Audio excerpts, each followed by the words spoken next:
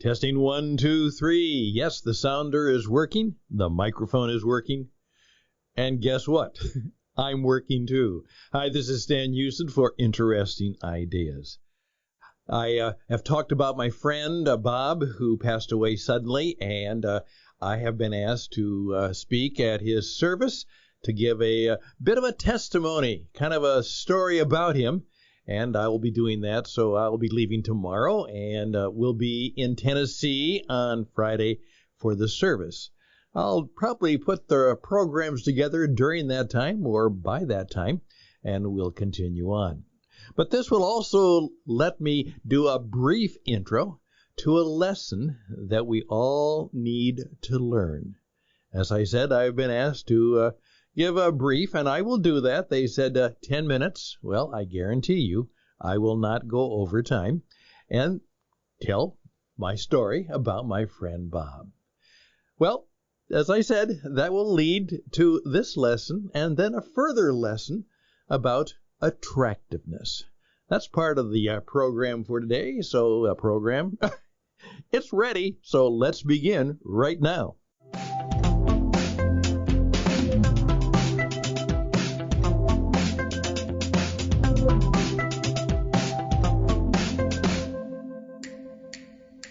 I've been doing performance coaching for well over a quarter century. One of the first exercises I learned to put in place was the one that Peter Drucker, the world-famous management consultant, taught me. And it was this. He'd been doing, obviously, he was the top consultant around the world. And toward the end of his, you might say, his formal career, and when he was then kind of segueing into working primarily as a volunteer for nonprofit work, he made a simple statement. He said, I've come to the conclusion that I will not ever really be able to help a business or a organizational leader who cannot answer this question. How do you want to be remembered?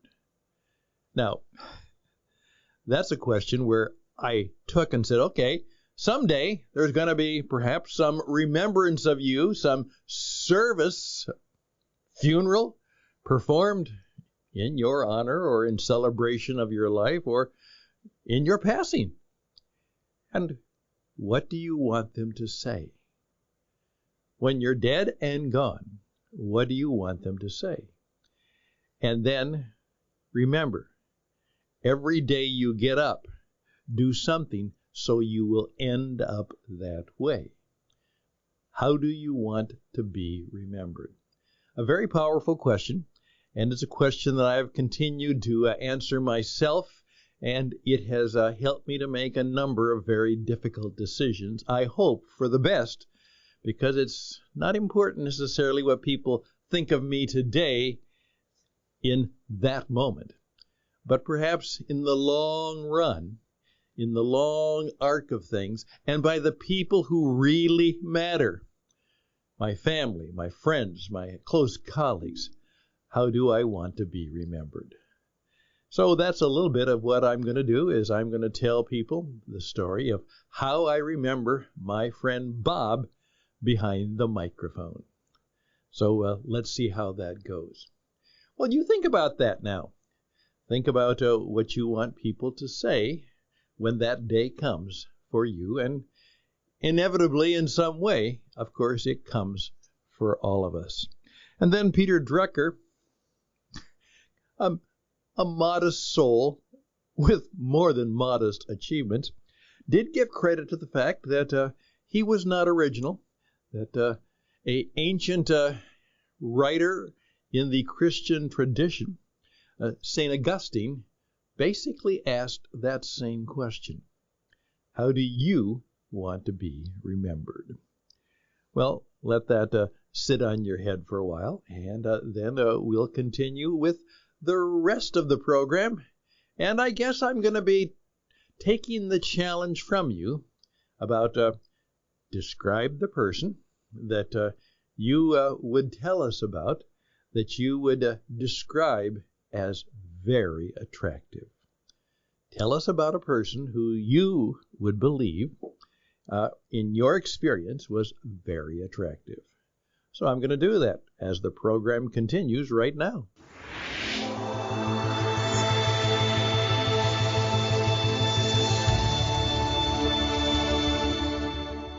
Well, of course, I'm going to play it safe in many respects. And first of all, I'm going to choose a man, not a woman. I have a number of women who I could put in that category, but I'll leave that for another time. This is a man, and the man has now also passed on, so I won't embarrass him in any way, but I'm sure that he would be happy to hear what I'm going to say. Bill passed away just a few years ago. He was over 100 years old, and he lived a long and prosperous life, and he made an incredible difference in the lives of many, many people. And in some ways, when I kind of put down my list of the people who I admire, he is there. Please keep in mind that the word admiration and attraction are related. You are attracted to people who, in some way, you usually admire. Now, that may soften the idea for you, but it's a very powerful word, a very powerful way, because as one of my mentors said, Stan, you might become more like the people you admire. So be careful. I met Bill after he had retired, and he'd had a significant life. He had come to kind of help out in the missionary radio work that we were doing down in the Southern Caribbean, and he was a retired, he would say, declared as a pastor, though he wasn't formally that anymore, but as he would say, that's part of who I am and what I do. And he took himself not very seriously. We didn't have to give him all kinds of fancy titles.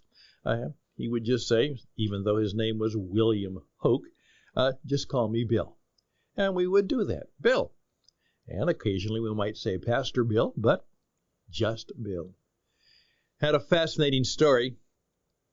He had planned to go and work in the incredible, difficult world of India in the 1940s, and he got stuck. That's right. He and his wife, Mary, had planned to go and work as mission workers in India. Well, World War II got in the way, and so his mission to India got held up by a couple years, but as soon as the war was over and it was safe, he made his way to India. He met a number of people there. He actually met Gandhi. He was very much involved with some of the people who were helping to build after the terrible bloodshed. You talk about a civil war, but what happened when finally India received its independence from Great Britain? A battle broke out between the Hindus and their nationalism and the Muslims and their national. And it was bloody by the millions. Eventually, it led to the fact that India was carved up, and it was not just India, but the country of Pakistan was invented, which was primarily Muslim. And the little country of Bangladesh was a part of that, which was a breakaway of part of Pakistan. Do you see how messy the world gets? It's not just in our particular country or that particular country. The world's always been a little bit messy, and because of that, as my other mentor, Scott Peck, said, life is difficult. It always is. Bill did a great deal of work there, and his primary work was in training and teaching. And he had a number of men and women. He was very open to that, really above and beyond the feelings both in India and in terms of the world at that time, in teaching them. But he had to cut it a bit short, because even though he had been there for a number of years, he discovered that his own parents were going through a very, very difficult time, and they had been farmers in the Pennsylvania area. And so he knew that his parents needed help. And of course, there was a commandment which said, honor your parents. And so he did. And so he and Mary left India, and he went back to help care for the farm and for his elderly parents. Well, what's he going to do? Well, he took a job. His job he took was teaching special education children. Now, that is a calling unto itself. And now that I have a special needs grandchild, I can admire even more what I knew. And he did that for a number of years. Special needs children, particularly the younger, the kindergarten, first, second grade.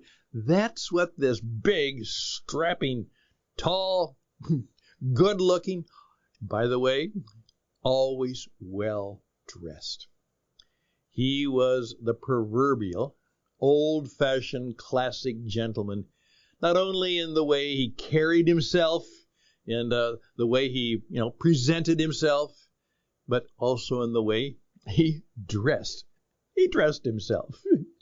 Did a nice job of that. He seemingly had that. His his Mary helped him out a bit, just as my Karen helps me out a bit. But that's what he was. And he was also very, very good at just one-on-one, listening to other people. Much of his work was not necessarily preaching to the masses or to the small groups. It was simply his ability to be very, very present and very, very calm and very listening to other people. And oftentimes he had that unique way, which I tried to mimic many times, of not telling people what to do, but helping them discover on their own what they should do. They oftentimes came, say, tell me what to do. And he said, well, let's talk about that. And they were able to discover on their own, perhaps, what they should do. That led to one of my favorite sayings, which is original with me, and it goes something like this. A truth told is good, but seldom heard. A truth revealed has greater yield. But a truth discovered is best of all, and a truth imposed is no truth at all. I can give you more about that.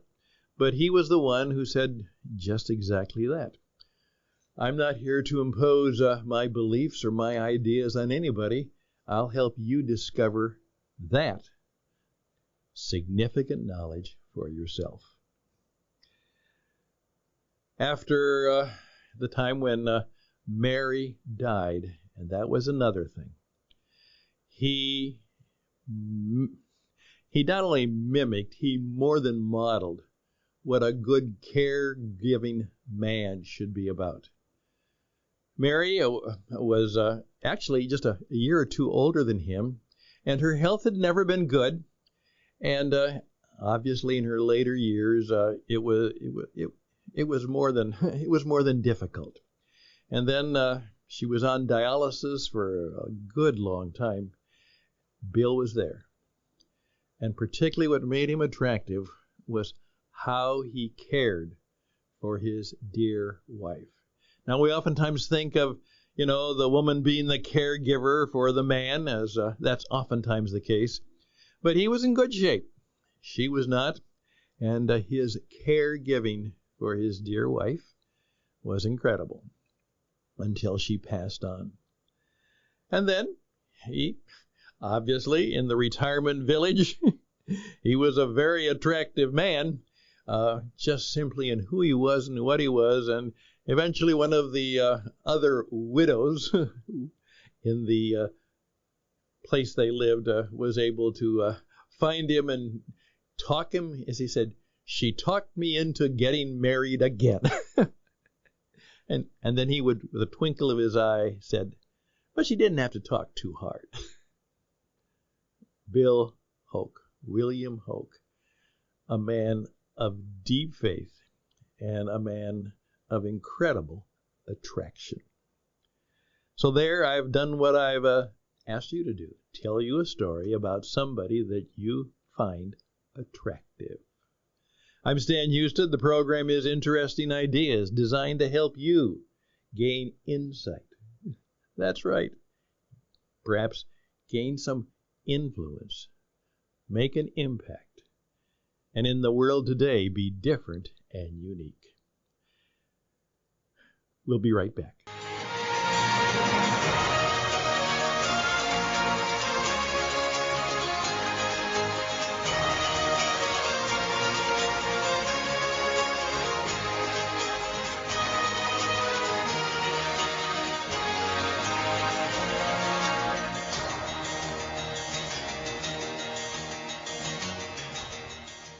There we go. Okay, think about that. How do you want to be remembered? And if you'd like a little help with that, we've got some ways of helping you come up with that. And then as one young woman said to me, I'm not going to think about that for a long, long time, but you know what? Every time I have a business transaction or a business meeting, I'm going to ask myself, how do I want to be remembered about that meeting, that sale? That service. How do I want to be remembered by them? Again, you learn more here by accident than most places by design. And then, would you continue the story of thinking about the people that you find attractive, people that you might admire? And please think about, hey, Stan, I'll tell the story. Reach out to me at stanhouston@gmail.com, stanhouston@gmail.com. And we look forward to hearing your story of men and women who made their mark because they were truly, in the best sense of the word, attractive. All the best to you. Bye for now.